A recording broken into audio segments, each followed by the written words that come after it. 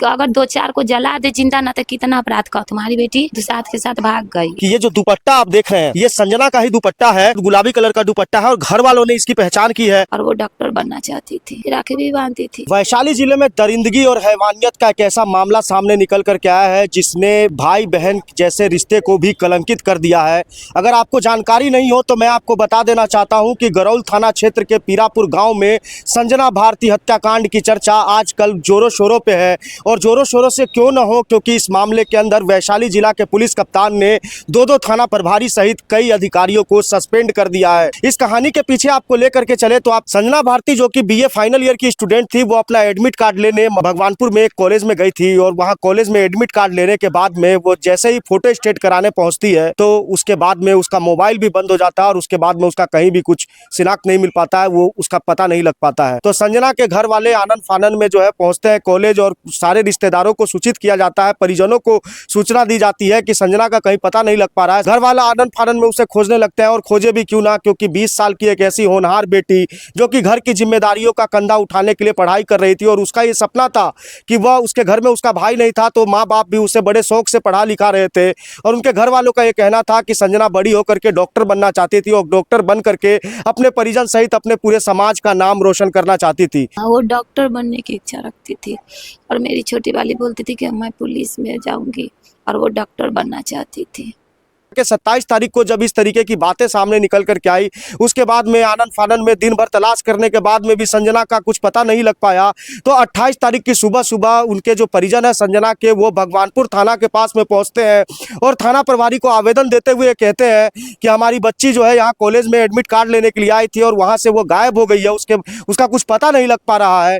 तो बड़े दुर्भाग्य की बात है ये। भगवानपुर थाना प्रभारी ये कर करके परिजनों को मना कर देता है कि संजना की उम्र बड़ी है और हो सकता है कि वह प्रेम प्रसंग का मामला हो, किसी अन्य लड़के के साथ में कहीं भाग गई होगी अथवा वो 2-3 दिन इंतजार करे। और ये मामला जो है वो हमारे थाना क्षेत्र का नहीं है, ये मामला गरौल थाना क्षेत्र का है, इसलिए आपका आवेदन यहाँ पे नहीं लिया जाएगा। शासन कारण तो मेरी बेटी की जान चली गई। अब प्रशासन आश्वासन दे रही है और ये 10 तारीख को एक कांड हुआ और 10 तारीख से अभी तक जो बाय नेम हम केस किए वो भी गिरफ्तार नहीं हो पा रहा है। तो हम क्या मांग करें हम सरकार या प्रशासन से, जब जिसको बाय नेम दिया गया है वो तो चाहता तो 12 घंटे में ही गिरफ्तार करके रख देता, जो कि अब 5 रोज हो गया, 5 रोज के बाद भी कोई गिरफ्तारी उसका नहीं है। ये तो ऐसा तो नहीं है कि यहाँ संदिग्ध में है कोई जो खोजबीन करेंगे उसके बाद पकड़े, वो तो बाय नेम है, पूरा क्लियर है, उसको तो पकड़ना चाहिए ना। उसके साथ मिला हुआ 5-7 है जो गैंग रेप किया, वो तो बाद में जब पकड़ाता उसके बाद ही ना वो कुछ खुलासा करता, तो उसको भी नहीं पकड़ा गया। तो प्रशासन शुरू से मेरे साथ मजाक कर रहा है। अगर मजाक नहीं करता तो मेरी बेटी मेरे साथ ही होती है। थाना से लौट करके उसके परिजन गरौल थाना के पास में जाते हैं और वहां पे भी थाना प्रभारी कुछ इसी अंदाज में कहता है कि ये हमारे थाना क्षेत्र का मामला नहीं है, इसके लिए आपको भगवानपुर में थाने में ही आवेदन देना पड़ेगा। जब घर वालों को कहीं से भी प्रशासनिक मदद नहीं मिलती है तो उसके बाद में वो ऑनलाइन आवेदन करते हैं, एसपी के पास में वो लोग ऑनलाइन आवेदन करते हैं, भगवानपुर थाना के पास में भी साइबर क्राइम के माध्यम से वो लोग जो है वो पुलिस को ऑनलाइन आवेदन देने का काम करते हैं। पुलिस उसके बाद में भी हरकत में नहीं आती है और हरकत में नहीं आने के बाद में परिजन अपने स्तर से तो खोजबीन करते ही है, लेकिन उसके बाद में वो लोग सीधे पहुंच जाते हैं कोर्ट और कोर्ट के अंदर कोर्ट के माध्यम से जो है वो अपने बच्ची की गुमशुदगी की रिपोर्ट दर्ज कराते हैं, अपहरण होने की आशंका जताते हैं और कई तरीके के जो है वो आवेदन तो देते हैं जो आप तस्वीरों पे देख रहे हैं। लेकिन घर वालों को धीरे धीरे यह पता लगता है कि यहीं के घर के बगल के रहने वाले एक लड़के रूपेश, जो कि रिश्ते में जो है वो संजना का चचेरा भाई लगता है, उसके ऊपर पंचायत बैठाई जाती है और पंचायत के अंदर समाज के सभी लोग पहुंचते हैं और उस पर यह दबाव बनाया जाता है। 27 मई को जो है वो संजना घर से लापता हुई थी और 26 जून को यह पंचायत बैठाई जाती है और पंचायत के अंदर यह दबाव बनाया जाता है कि संजना को किसी भी कीमत पर जो है वो बरामद कराया जाए। और दबाव बनाने का कारण भी इसलिए कहा जाता है क्योंकि संजना जब अपने मौसी के घर पे गई हुई थी तो मौसी के नंबर पे भी उस लड़के ने जो है फोन करके धमकी दी थी कि संजना को यहाँ भेजिए और कई बार वो ब्लैकमेलिंग वगैरह इस तरीके की कोशिश करता था, लेकिन घर वाले अनभिज्ञ थे इन सब सारी बातों को लेकर के। कभी नहीं सोचे थे कि मेरे ही घर का लड़का ऐसा करेगा। मेरे बेटा नहीं है, 2 बेटी है। पटीदार का था तो भाई बहन सब हम लोग कहीं जाना ना, कागज चुक जो कहीं ले जाना है तो उसी को कहते थे कि तंगा स्कूल में दे, अब कल हो। अभी राखी भी बांधती थी, भाई नहीं थी, इसको राखी भी बांधती थी। अब क्या पता कि राखी में आदमी दरिंदा वो न कहता है ना कौन किलर है, वही वो दरिंदा है हराम। ये रेप केस में उसके ऊपर और भी एक केस चल रहा है। मुजफ्फरपुर जिला में 5-6 महीना जेल काट के आया हुआ है। अच्छा। बेल अभी नहीं हुआ है। महीने पर कैसे वो जाता है ना हाजिरी करने, वही वो जाता है। उसका गैंग है, जेल में ही वो एक गैंग बना लिया। जितना अपराधी सब है ना, उस सबके साथ साथ में। उसके बाद गांव समाज अगर चाहता वो भी उसी का साथ दिया। सब नहीं साथ दिया, लेकिन होता है ना कि 4 जो है खूंखार, उसके आगे इसी का क्या चलता है, वही हुआ। मतलब पैसा वाला लोग सब दबंग हाँ, दबंग लोग सा बोले कि नहीं, तुम्हारी बेटी दुसाध के साथ भाग गई। एक बोला, हम बोले कि ठीक है, दुसाधे के साथ चली गई तो हमको जानना जरूरी है ना। अगर आप जानते हैं तब तो इल्जाम लगा रहे हैं, तो बताइए कहाँ की दुसाध है। हम वहीं पर हम अपने बेटी को मिलेंगे, जानेंगे कि कहाँ की है। एक ने बोला टीचर है वो, एक ने बोला बेटी को क्यों बैठा रहे थे, पढ़ने के लिए क्यों भेज रहे थे, मोबाइल दे दिए, पढ़ने लगी बेटी, मोबाइल दे दिए। उसे बकरी चरवाइए, घास करवाइए, गोबर उठवाइए, गाय 5 को खरीद दीजिए, गाय पालिए, बेटी को क्यों पढ़ाई। इस मामले में एक चीज और सामने निकल करके आ रही है कि पीड़ित जो परिवार है वो अपना आवेदन लेकर के थाने पर दर तरीके से भटकता रहा, लेकिन वहीं पर जिसके ऊपर आरोप था वहां पर आरोपी ने पीड़ित परिवार के खिलाफ ही एक आवेदन दिया था, जिसे गुरौल की पुलिस ने जो है उस मामले को ले भी लिया था और FIR दर्ज करके उस केस को ट्रू भी कर दिया था। दिनांक 10 जुलाई यानी लगभग संजना के गायब होने के 44 दिन बाद इसी के घर के नजदीक के लगभग 1-1.5 किलोमीटर आसपास में पीरापुर पंचायत के अंदर ही मकई के खेत में कुछ जो ग्रामीण जो तो वहां देखते हैं कि चौर के बीच में, उनके खेत के बीच में कुछ जगह पे खड्डा खोदा गया है और खड्डे के ऊपर भरा गया है। स्थानीय किसान उस जगह को देखते हैं तो उन्हें शक होता है कि किस तरीके से इस जहाँ पे मक्का उगा हुआ है उसके अंदर इस तरीके से कैसे खड्डा किया गया है, खड्डा होने का कारण क्या है। कुछ किसान तो ये भी आशंका लगाते हैं कि दारू स्मगलिंग को लेकर के कोई दारू छुपाने तक की बात भी यहाँ हो सकती है। ऐसे में जो स्थानीय जो किसान है उसे खोदने की शुरुआत करते हैं। जैसे ही खोदते हैं तो उसके अंदर देखते हैं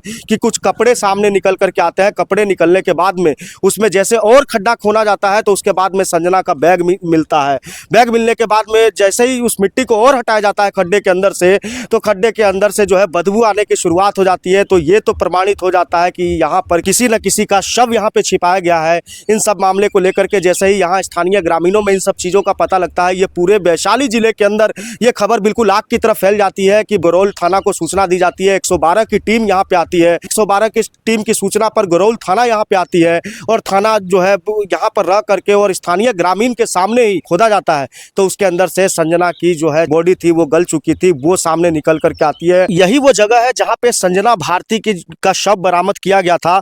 और आपको मैं तस्वीरों से दिखा देना चाहता हूँ कि ये जो खड्डा है, ये खड्डा लगभग 4.5-5 फीट नीचे का है। और जब यहाँ से गुरौल थाना की टीम जब शव को अपने कब्जे में ली थी तो बिना FSL की टीम या बिना किसी वैसे चिकित्सक को बुला करके उन्होंने शव को निकाला था। उसके बाद में उसे सदर अस्पताल और फिर उसके बाद वहाँ से PMCH ले जाया गया था।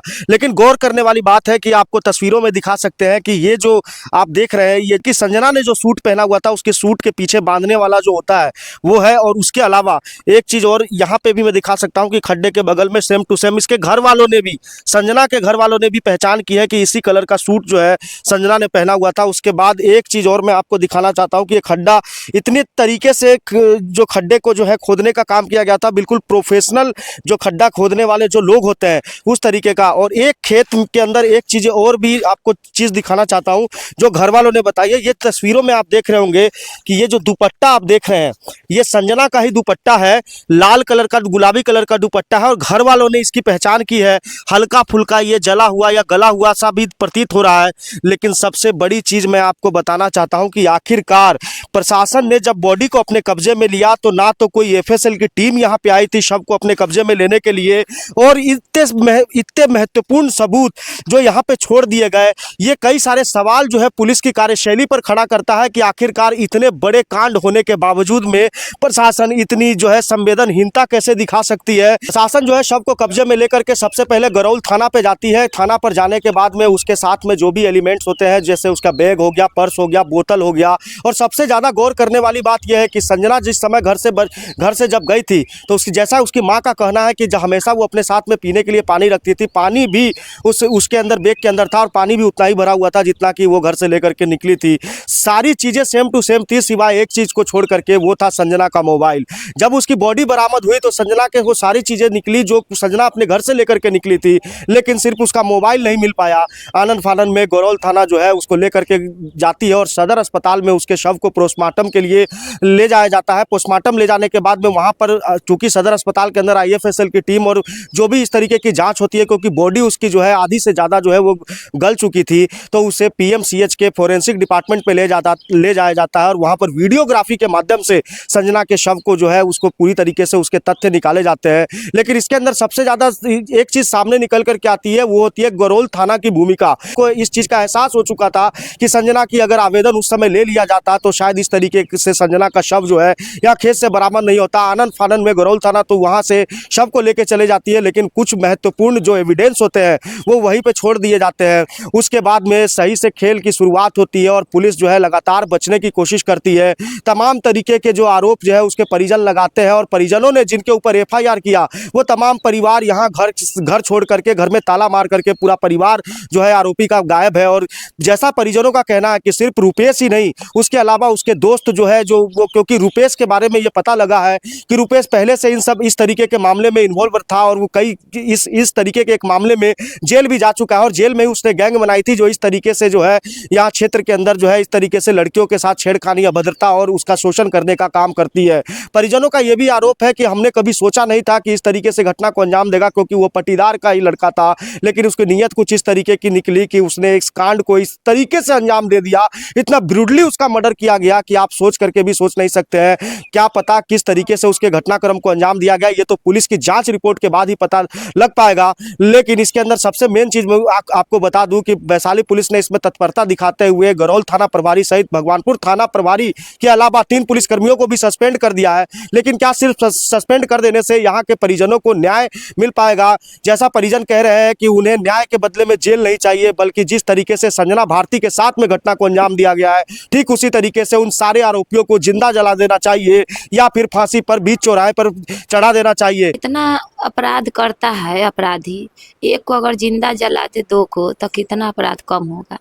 तो जिसका माँ बहन बेटी मरती है सो तो मरती है, अपराधी तो सजा होती है ऐसे 6 महीना 2 महीना फिर छूट जाता है, फिर घूमते रहता है, फिर वो घूमते रहता है, तब नहीं इतना अपराध करता है। उसको जेल नहीं होना चाहिए, उसको हमें सौंपे का अथी, हम उसको बीच चौराहे पर जिंदा जलाएंगे। जैसे तरपा के मेरी बेटी को मारा है ना, उसी तरह हम उसको भी तरपा के मारना चाहते हैं। एक कपड़ा में मेरी बेटी को सोचिए एक महीना 13 दिन बाद लाश बरामद होती है, वो किस अवस्था में उसको रखे होगा। एक बोतल पानी, जो स्कूल जाने के वक्त हम हमेशा कहते थे कि बिना पानी के कहीं ना जाना, वो पानी एक बोतल बैग में रखी थी, उसका पानी भी बैग में भरा हुआ वैसा ही मिला। हाँ।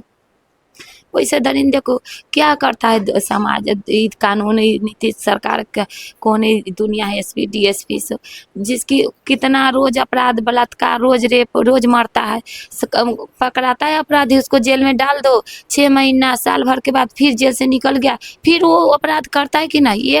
एक अपराध कर लेता है, उसको 100 अपराध करने का मनोबल बढ़ जाता है। अरे बाप, जेल गए, जेल से निकल गया, कुछ नहीं हुआ, क्या है? वो भी बोलता था जेल में कुछ नहीं है।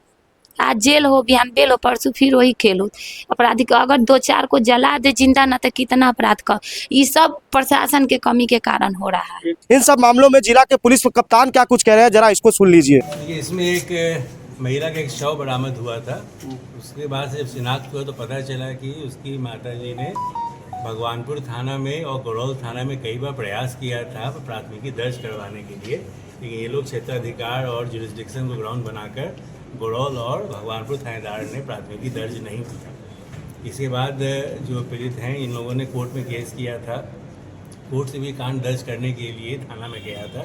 इसके बावजूद भी कांड दर्ज करने में विलम्ब की गई। इस कारण इन दोनों पर कार्रवाई की गई है और भगवानपुर SHO के खिलाफ चूँकि इंस्पेक्टर अनुशंसा किया गया है और गरौल SHO को सस्पेंड किया गया है।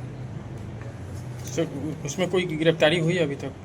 उसमें भी हम लोग अनुसंधान कर रहे हैं। जो अभियुक्त थे वो आइडेंटिफाइड है और पास में ही रहता था, वो फरार चल रहा है। जल्दी एक विशेष टीम बनाकर हम लोग गिरफ्तार कर लेंगे। अपराधी की पहचान हो गई? जी, पहचान हो गई। इस पूरे मामले के अंदर प्रशासनिक अधिकारी की जो गतिविधि थी उसके ऊपर तो कार्रवाई हो गई, लेकिन सबसे बड़ा सवाल ये उठता है कि ये मामला तो प्रकाश में आ गया, लेकिन इसके अलावा बिहार सहित पूरे देश के अंदर इस तरीके से कई प्रकार के मामले सामने निकल करके आते होंगे, जिसमें प्रशासनिक अधिकारी किस तरीके से आम जनता के साथ में काम करते हुए नजर आते होंगे, इसका अंदाजा तो आपको लग ही गया होगा। हालांकि इस मामले में आगे क्या कुछ होता है, इस अपडेट के लिए बने रहे हमारे चैनल देशमत न्यूज पर।